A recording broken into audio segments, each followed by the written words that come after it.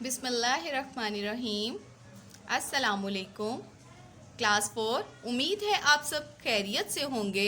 عزیز طالب علموں، آج ہم لوگوں نے سبق محنت جو کہ ایک نظم ہے اس کی پڑھائی کرنی ہے۔ اس کے شاعر کا نام مولانا الطاف حسین حالی ہے، جنہوں نے بہت اچھی نظمیں لکھی ہیں۔ ان میں سے ان کی ایک نظم محنت بھی ہے۔ آئیے اس کے مقاصد تدریس میں دیکھتے ہیں کہ محنت میں عظمت ہے۔ انسان کامیابی کے حصول کے لیے محنت ضرور کرتا ہے، اور اسی انسان کو منزل ملتی ہے جو محنت کرتا رہتا ہے۔ اسی لیے ہمیں چاہیے کہ محنت کرتے رہیں۔ اللہ تعالیٰ محنت کرنے والے کا پھل ضرور دیتا ہے۔ اب ریڈنگ کرنے سے پہلے اسٹوڈنٹس، سب سے پہلے ہم لوگ مشکل الفاظ کے معنی یاد کر لیتے ہیں تاکہ آپ کو سبق کو سمجھنے میں اور پڑھنے میں کسی قسم کی کوئی دشواری پیش نہ آئے۔ سب سے پہلا لفظ ہے باطل۔ اس کا مطلب ہوتا ہے جھوٹ یا غلط۔ بزم محفل، جانفشانی محنت و مشقت، سعی کوشش یا جدوجہد، مقصون قسمت کا لکھا، یاس نا امیدی، گرانی بوجھ، شرف امتیاز یا عزت۔ آئیے اب ہم سب سے پہلے بند نمبر 1 کی ریڈنگ کرتے ہیں۔ اس میں شاعر مولانا الطاف حسین حالی کیا بیان کرتے ہیں؟ نہیں کرتے کھیتی میں وہ جانفشانی، پہ جب یاس کرتی ہے دل پہ گرانی، پہ لیکن یاس نا امید، گرانی بوجھ۔ نہ ہل جوتتے ہیں نہ دیتے ہیں پانی، تو کہتے ہیں حق کی ہے نامہربانی، نامہربانی یعنی ناراضگی۔ نہیں لیتے کچھ کام تدبیر سے وہ، تدبیر کہتے ہیں سوچ بچار، سوجھ بوجھ، عقل یا سمجھ سے۔ سدا لڑتے رہتے ہیں تقدیر سے وہ۔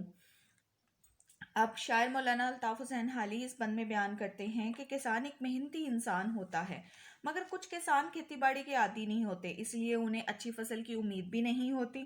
جب نا امیدی ان کے دل پر چھا جاتی ہے تو وہ ہاتھ پاؤں توڑ کر بیٹھ جاتے ہیں، یعنی کہ نکموں کی طرح بیٹھ جاتے ہیں، اور اپنی اچھی بری ہی تقدیر کا ذمہ دار کس کو ٹھہراتے ہیں؟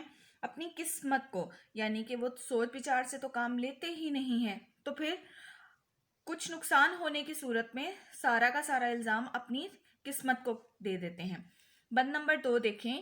کبھی کہتے ہیں سعی و کوشش سے حاصل، سعی جدوجہد، نہیں ہوتی کوشش سے تقدیر زائل، زائل کا مطلب ہوتا ہے دور ہونے والا، کہ مقصوم بن کوششیں سب ہیں باطل، مقصوم قسمت کا لکھا اور باطل جھوٹی کو کہتے ہیں۔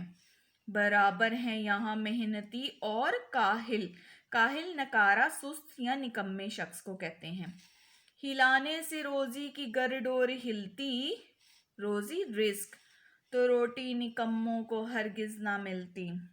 تو اب اس دوسرے بند میں شاعر بیان کرتا ہے کہ کاہل لوگ کہتے ہیں کہ محنت سے کچھ حاصل نہیں ہوتی، کوشش کرنا بے فائدہ ہے، بیکار ہے۔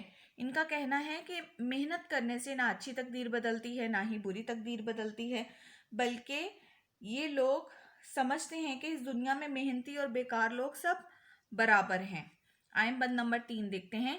نکموں کے ہیں یہ سب دلکش ترانے، دلکش دل کو لبھانے والے، اسی طرح کے کر کے ہیلے بہانے، سلانے کو قسمت کے رنگی فسانے، رنگی خوبصورت، نہیں چاہتے دست و بازو ہلانے، دست کہتے ہیں بازو کو، ہاتھ کو، وہ بھولے ہوئے ہیں یہ عادت خدا کی، عادت دستور، کہ حرکت میں ہوتی ہے برکت خدا کی۔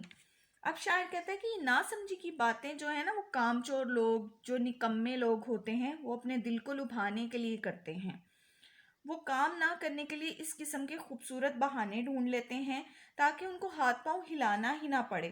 وہ اس قول کو مکمل طور پر بھول چکے ہوئے ہیں کہ اللہ تعالیٰ بھی فرماتے ہیں کہ کام کرنے میں ہی اللہ کی مدد شامل ہے اور کام کرنے میں ہی فائدہ ہے۔ بند نمبر 4 دیکھیں۔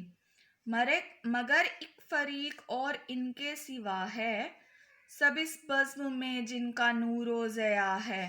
فریق کہتے ہیں گروہ کو، سوا الگ، بزم محفل، ضیاء روشنی کو کہتے ہیں۔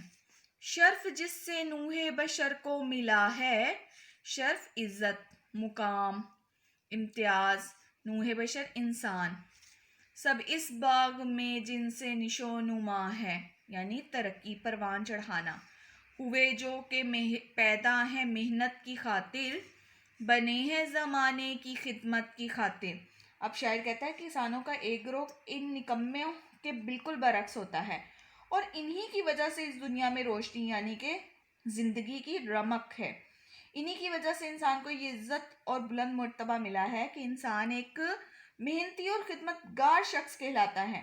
کسان صرف محنت رکھنے پر ہی یقین کرتا ہے اور محنت کرنے کے لیے ہی پیدا ہوا ہے، اور وہ اپنی محنت سے ہی لوگوں کے لیے اناج اگا کر ان کی خدمت کر رہا ہے. آئیے اب آخری بند دیکھتے ہیں. نہ راحت طلب ہے نہ محنت طلب وہ، راحت طلب آرام، طلب خواہش یا چاہ، نہیں لیتے دم ایک دم بے سبب وہ. دم سانس لینا، ایک دم ایک پل یا ایک لمحہ.